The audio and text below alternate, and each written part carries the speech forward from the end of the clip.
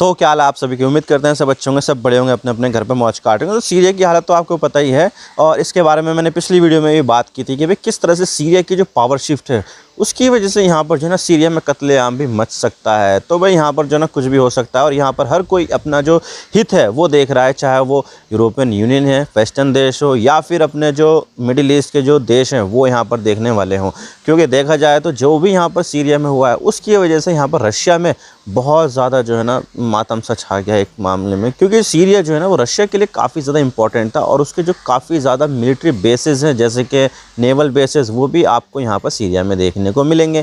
लेकिन अब यहाँ पर जो है ना पावर शिफ्ट देखने को मिला है, जिसके ऊपर रशिया बॉम्ब करता था वही लोग अब यहाँ पर जो है ना पावर संभालने वाले हैं। तो ये चीज़ यहाँ पर रशिया के लिए काफ़ी ज़्यादा जो है ना बेकार सी हुई है और जो इन्फ्लुएंस वो बढ़ाने वाला था मिडिल ईस्ट में वो अब कहीं ना कहीं ये जो चीज़ें हैं वो शायद जो है ना हल्की पड़ सकती है। और इसके अलावा यहाँ पर जो ईरान है उसमें भी यहाँ पर काफ़ी ज़्यादा प्रॉब्लम देखने को मिलेगी, क्योंकि जो सीरिया था वो यहाँ पर ईरान के लिए एक बैटल ग्राउंड की तरह था। वहाँ पर जो है ना हथियारों की टेस्टिंग वगैरह करता था और वो एक ट्रांजिट पॉइंट होता था हिजबुल्लाह को हथियार पहुँचाने के लिए। क्योंकि अगर हमें यहाँ पर ईरान से हिजबुल्लाह तक हथियार पहुँचाने हैं तो बीच में तो सीरिया पड़ता ही था, लेकिन अब यहाँ पर सीरिया में पावर पूरी तरह से शिफ्ट हो चुका है। बशर अल-असद अपने जो घर बार है सब कुछ छोड़कर यहाँ पर कहाँ चले गए हैं, रशिया में चले गए और उनको यहाँ पर ह्यूमैनिटेरियन ग्राउंड पर असाइलम भी रशिया ने दे दिया है। तो भाई अब तो वहाँ से वो भागने वाले हैं नहीं और वो अपनी ज़िंदगी शायद मुझे लगता है कि रशिया में बिता देंगे, क्योंकि अगर किसी और देश में गए तो उनकी जान को यहाँ पर ख़तरा भी हो सकता है। तो भाई ये चीज़ है। और पूरी दुनिया के जो सीरियन लोग थे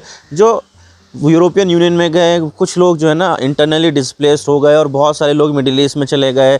तो भाई वो जो है ना रिफ्यूजी बन गए थे, उन्होंने भी यहाँ पर जश्न मनाना शुरू कर दिया कि भाई जिस आदमी की वजह से यहाँ पर हम रिफ्यूजी बने हैं वो यहाँ पर जो है ना अब देश छोड़कर भाग चुका है। तो भाई अब उन्होंने यहाँ पर सेलिब्रेट करना शुरू कर दिया। और इसके अलावा यहाँ पर जो है ना कई सारे देश यहाँ पर बहुत ज़्यादा खुश भी हुए हैं, जैसे कि उसमें एक है टर्की। टर्की यहाँ पर काफ़ी ज़्यादा खुश हुआ क्योंकि टर्की जो है वो सीरिया के जो सरकार थी बशर अल-असद थे उसके यहाँ पर खिलाफ होता था, क्योंकि वो कुर्दिश लोगों को यहाँ पर पनाह देता था और कुर्दिश लोग यहाँ पर टर्की से नफरत करते हैं और टर्की से यहाँ पर अपने एक देश अलग कुर्दिस्तान की भी मांग करते। तो ये उनके लिए सरदर्दी थी और बशर अल-असद यहाँ पर छोड़ के गए ना, तो इसकी वजह से तुर्की यहाँ पर काफ़ी ज़्यादा खुश है और यूरोपियन यूनियन पश्चिमी देश तो खुश है। लेकिन यहाँ पर इंडिया को भी काफ़ी ज़्यादा नुकसान हुआ है रशिया और ईरान के साथ साथ। वो कैसे, आज इसके बारे में पूरी डिटेल के साथ बात करते हैं कि क्या मामला है, क्यों यहाँ पर जो है ना इंडिया को भी काफ़ी ज़्यादा कंसर्न होना चाहिए, सब बात करते हैं। लेकिन उससे पहले आप चैनल पर नए हो ना सब्सक्राइब जरूर कर देना, वीडियो को अच्छा लाइक करो, डिसलाइक करो, इन चैनल को सब्सक्राइब जरूर कर देना। तो चलो शुरू कर दो।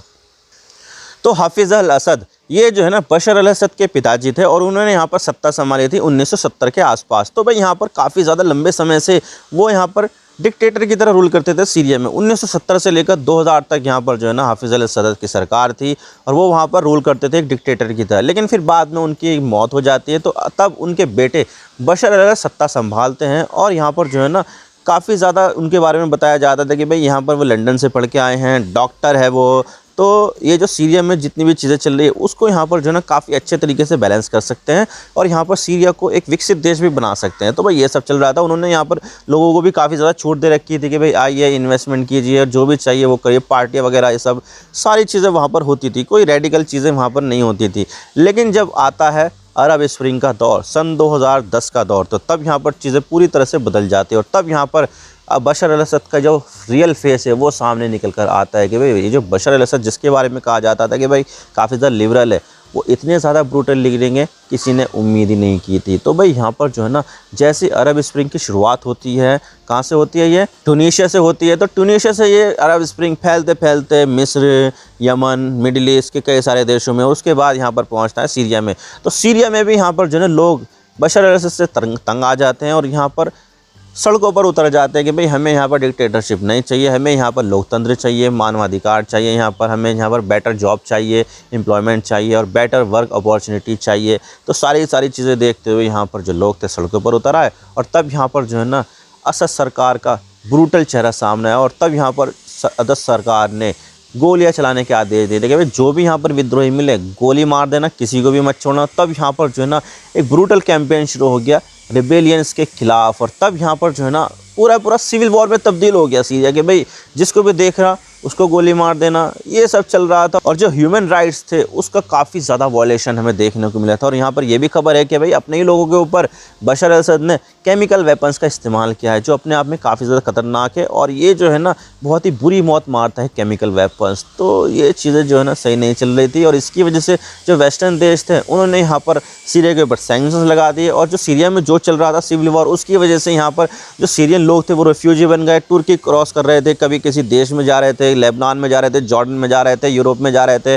तो इसकी वजह से ना पूरी दुनिया में एक रेफ्यूजी क्राइसिस देखने को मिली सीरिया में, क्योंकि सीरिया की आबादी भी कोई कम नहीं थी, 3-4 करोड़ तो आप मान के चलिए कि इतनी थी। और इतने सारे लोग जो है ना कहाँ जाएंगे, तो भाई यहाँ पर ये रेफ्यूजी बन गए और आसपास के देशों में, यूरोप में यहाँ पर चले गए। तो हमें ये सब चीज़ें देखने को मिली। और इसमें यहाँ पर कौन मदद कर रहा था सीरिया की, वो कर रहे थे रशिया और ईरान, और इसके अलावा जो लेबनान में हिजबुल्लाह है वो सब मदद कर रहे थे। और इन सब की मदद करने के बाद यहाँ पर जो बशर अल-असद सरकार है उन्होंने ही यहाँ पर ये पूरा ब्रूटल कैंपेन शुरू किया था। ग्राउंड पर तो हिजबुल्लाह और ईरान लड़ रहे थे, जबकि जो एयर सपोर्ट दिया जा रहा था वो यहाँ पर रशिया के ज़रिए दिया जा रहा था। और इसके बदले में यहाँ पर जो बशर अल-असद है उन्होंने भी यहाँ पर रशिया की काफ़ी ज़्यादा मदद की। उन्होंने यहाँ पर एयरवेज दिए उनको, इसके अलावा नेवल वेज दिए, जिससे यहाँ पर रशिया जो है अपना इन्फ्लुएंस मिडिल ईस्ट में बढ़ा सके। तो यहाँ पर बार्टर सिस्टम था कि भाई तुम हमें यहाँ पर अपने देश का एक्सेस दो, हम तुम्हारे लिए जो है ना ये काम कर देंगे, और हम यहाँ पर तुम्हारे लिए जो है ना एयर स्ट्राइक कर देंगे विद्रोही के खिलाफ। तो भाई इसकी वजह से यहाँ पर बशर अल-असद इतने सालों तक सत्ता में बने रहे। और जो चीज़ यहाँ पर 2010-2011 में शुरू हुई थी वो अब जाकर ख़त्म हुई है, इतने साल के बाद। इतने ज़्यादा लंबे समय तक यहाँ पर सिविल वॉर चल रहा था, लेकिन अब यहाँ पर 11 दिन के ऑफेंसिव के बाद HTS हयात अल तहरीर अल शाम नाम के ग्रुप, जो एक रिबेलियस ग्रुप है, उन्होंने यहाँ पर सीरिया को टेक ओवर कर लिया। हालांकि देखा जाए तो कई सारे हिस्से किसी दूसरी एंटिटी के हिस्से में है, कई सारे किसी दूसरी एंटिटी के, कुर्दिशों के पास काफ़ी बड़ा हिस्सा है। इसके अलावा यहाँ पर सीरियन नेशनल आर्मी जो तुर्की जिसको सपोर्ट करता है उसके पास काफ़ी बड़ा हिस्सा है। इसके अलावा अमेरिका के पास काफ़ी बड़ा हिस्सा है। इसके अलावा यहाँ पर इजराइल ने भी सीरिया के काफ़ी बड़े हिस्सों को अपने कब्जे में ले रखा है। तो भाई यहाँ पर ये सब चीज़ें चल रही है, और यहाँ पर पूरा जो देश है वो पूरी तरह से केओस में मच गया है। लेकिन इस सब चीज़ों से यहाँ पर इंडिया को भी काफ़ी ज़्यादा नुकसान हुआ है, वो मैं आपको बता देता हूँ कैसे। तो देखिए सीरिया जो है ना वो इंडिया का काफ़ी एक अच्छा दोस्त था, और यहाँ पर अटल बिहारी वाजपेयी भी यहाँ पर सीरिया गए थे जब वो वहाँ पर प्रधानमंत्री थे। सन 2000 में हफीज़ अल-असद का जो है ना डेथ हुई थी, उसके बाद वहाँ पर उनके बेटे बशर अल-असद यहाँ पर जो है ना प्रेसिडेंट बन गए थे सीरिया के। तो उसके बाद यहाँ पर जो अटल बिहारी वाजपेयी उन्होंने यहाँ पर सीरिया का दौरा किया था, और सीरिया और इंडिया के जो संबंध थे वो काफ़ी ज़्यादा अच्छे हो गए थे। और इंडिया काफ़ी ज़्यादा प्रोजेक्ट में सीरिया की मदद भी करता है, जैसे कि थर्मल पावर प्लांट, और इसके अलावा यहाँ पर $250 मिलियन US की लाइन ऑफ क्रेडिट भी दी रही थी कि भाई जो भी चाहिए तुम्हें हमसे ले लो, उधार में ले लो, जब मर्जी चाहे तब पेमेंट कर देना। तो इस तरह से यहाँ पर काफ़ी ज़्यादा मदद भी की जा रही थी। लेकिन अब जैसे आपको पता है कि भाई सीरिया का जो कंट्रोल है वो रिबेल्स के हाथ में है, और वो भी यहाँ पर HTS हयात अल तहरीर अल शाम, जिसको यहाँ पर टर्की सपोर्ट भी करता है, उन्होंने यहाँ पर सीरिया को पूरे कंट्रोल में ले लिया। और ये चीज़ इंडिया के लिए सही नहीं है। और इसके अलावा यहाँ पर जो बशर अल-असद सरकार थी वो यहाँ पर इंडिया का जो सपोर्ट है वो कश्मीर इशू पर भी करती थी। यानी कि पूरी दुनिया के जो मुस्लिम देश हैं वो सारे के सारे तो कश्मीर के मामले में पाकिस्तान का समर्थन करते थे, लेकिन यहाँ पर सीरिया एक ऐसा देश था जो इस मामले में इंडिया का समर्थन करता था कि भाई इंडिया जहाँ जो क्लेम कर रहा है कश्मीर पर वो यहाँ पर सही है। पाकिस्तान का समर्थन नहीं किया था बशर अल-असद ने।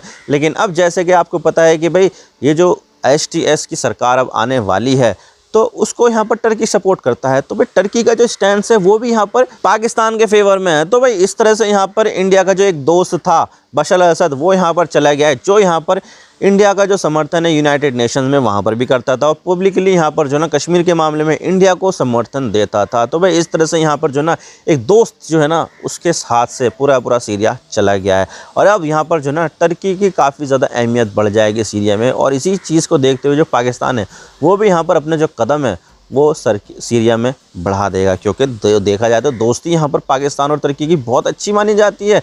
दोनों देश एक दूसरे को भाई की तरह ट्रीट करते हैं। और इसके अलावा यहाँ पर जो है ना IMEC कॉरिडोर भी बनने वाला है। इंडिया से चलकर जाएगा ये मिडिल ईस्ट में, मिडिल ईस्ट से यहाँ पर जाएगा इजराइल में यहाँ पर पोर्ट के ज़रिए पहुँच जाएगा यूरोप में। तो भाई एक बहुत ही बड़ा एम्बिशियस प्रोजेक्ट है।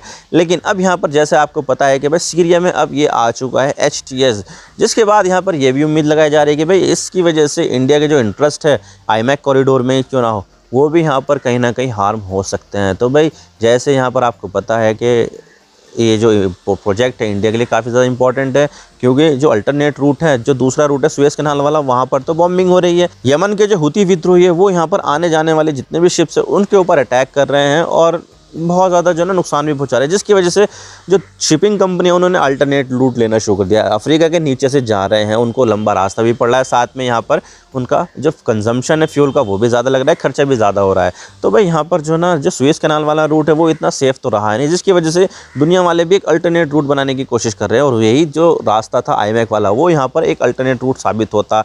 लेकिन अब आपको पता है कि इस रूट के आसपास यहाँ पर सीरिया भी आता है, तो ऐसे में अगर इस रूट को कहीं नुकसान होता है तो इससे इंडिया का जो एक्सपोर्ट है, दूसरी चीज़ है, उसको कहीं ना कहीं यहाँ पर जो है ना हार्म होगा ही होगा।